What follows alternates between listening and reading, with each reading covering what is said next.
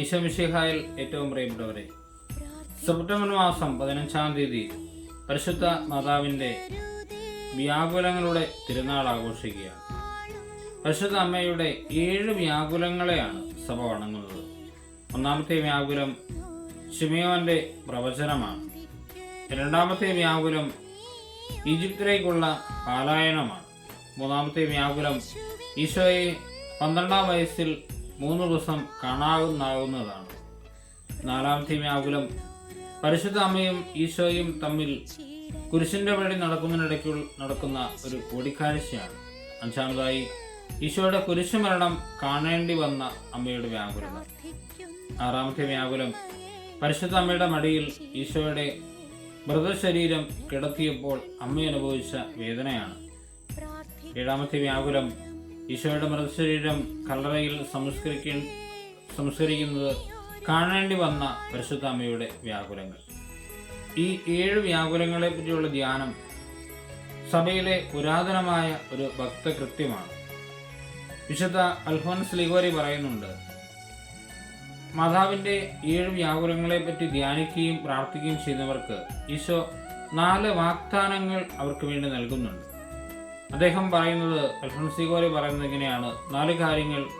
ഒന്നാമത്തെ വാഗ്ദാനം, മരണത്തിന് മുൻപ് അവരുടെ എല്ലാ പാപങ്ങളും മോചിക്കാൻ തക്കവിധം അനുദപിക്കാനുള്ള കൃപ അവർക്ക് ഞാൻ നൽകും എന്ന് ഈശോ പറഞ്ഞിട്ടുണ്ട്. രണ്ടാമതായി പറയുന്നു, അവരുടെ കഷ്ടതകളിൽ, പ്രത്യേകിച്ച് അവരുടെ മരണസമയത്ത് അവരെ ഞാനും എൻ്റെ അമ്മയും നേരിട്ട് വന്ന് ആശ്വസിപ്പിക്കും. മൂന്നാമതായി അവരോട് ഈശോ പറയുന്നുണ്ട്, പീഡാനുഭവത്തിൻ്റെ ഓർമ്മ അവരുടെ ഹൃദയങ്ങളിൽ എന്നും പതിപ്പിക്കുകയും അതിനു തക്ക പ്രതിഫലം അവർക്ക് വരാനിരിക്കുന്ന ലോകത്തിൽ നൽകുകയും ചെയ്യുമെന്ന് ഈശോ വാഗ്ദാനം ചെയ്തിട്ടുണ്ട്. അമ്മയുടെ വ്യാകുലങ്ങളെ പറ്റി ധ്യാനിക്കുകയും അത് പ്രചരിപ്പിക്കുകയും ചെയ്യുന്നവർക്കുള്ള അവസാനത്തെ വാഗ്ദാനമായി ഈശോ നൽകിയത് ഇങ്ങനെയാണ്: അവരെ ഞാൻ എൻ്റെ അമ്മയുടെ സംരക്ഷണത്തിന് വരമേൽപ്പിക്കും. അമ്മയിൽ നിന്ന് അവർക്ക് ആവശ്യമായ കൃപകൾ കൊടുക്കുവാൻ, അവർക്ക് ജീവിതാവശ്യത്തിനുള്ള കൃപകൾ കൊടുക്കുവാൻ പരിശുദ്ധ അമ്മയെ ഞാൻ വരമേൽപ്പിക്കും എന്ന് ഈശോ പറഞ്ഞിട്ടുണ്ട്. സിറിയനിലെ വിശുദ്ധ ബ്രിജിറ്റിനോട് പരിശുദ്ധ അമ്മ തൻ്റെ വ്യാകുലങ്ങളെപ്പറ്റി ധ്യാനിക്കുകയും പ്രാർത്ഥിക്കുകയും അത് പ്രചരിപ്പിക്കുകയും ചെയ്യുന്നവർക്ക് 7 കൃപകൾ താൻ തിരുക്കുമാരിൽ നിന്ന് വാങ്ങി നൽകുമെന്ന് വാഗ്ദാനം ചെയ്തിട്ടുണ്ട്. ഒന്നാമത്തെ കൃപ, തൻ്റെ വ്യാകുലങ്ങളെപ്പറ്റി ധ്യാനിക്കുന്ന കുടുംബങ്ങളിൽ സമാധാനം നൽകാനുള്ള കൃപ താൻ വാങ്ങിക്കൊടുക്കുമെന്ന് പറഞ്ഞിട്ടുണ്ട്. രണ്ടാമതായി അമ്മ പറയുന്നു, എൻ്റെ വ്യാകുലങ്ങളുടെ ഭക്തരായ മക്കൾക്ക് ദൈവിക രഹസ്യങ്ങൾ ഗ്രഹിക്കാനുള്ള ഒരു കൃപ ഞാൻ എൻ്റെ തിരുക്കുമാരിൽ നിന്ന് വാങ്ങിക്കൊടുക്കും. മൂന്നാമതായി പറയുന്നു, അവരുടെ വേദനകളിൽ, പ്രത്യേകിച്ച് അവരുടെ ജോലിപരമായ ആവശ്യങ്ങളിൽ ഞാൻ അവരുടെ കൂടെ ഉണ്ടായിരിക്കും. നാലാമതായി പരിശുദ്ധ അമ്മ വാഗ്ദാനം ചെയ്യുന്നു, എൻ്റെ തിരുക്കുമാരൻ്റെ ഇഷ്ടത്തിന് വിരുദ്ധമല്ലാത്ത എന്ത് കാര്യവും അവരാവശ്യപ്പെട്ടാൽ അവർക്ക് ഞാൻ നൽകും എന്ന് പരിശുദ്ധ അമ്മ പറയുന്നുണ്ട്.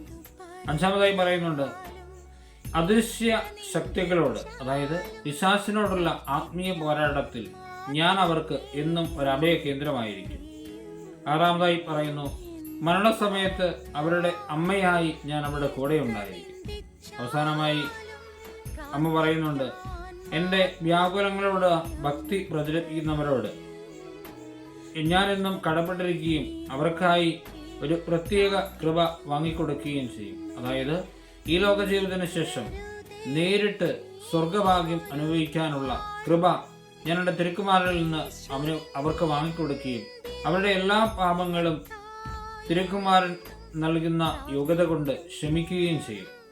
പ്രിയപ്പെട്ടവരെ, പരിശുദ്ധ അമ്മയുടെ വ്യാകുലങ്ങൾ 7 വ്യാകുലങ്ങൾ, ആ വ്യാകുലങ്ങളെ ധ്യാനിച്ചുകൊണ്ട് 7 തവണ നന്മ നിറഞ്ഞ മറിയവും ത്രിത്വസ്തുതിയും ചെല്ലുന്ന ഒരു പുരാതന ഭക്തകൃത്യം നമ്മുടെ സഭയിലുണ്ട്.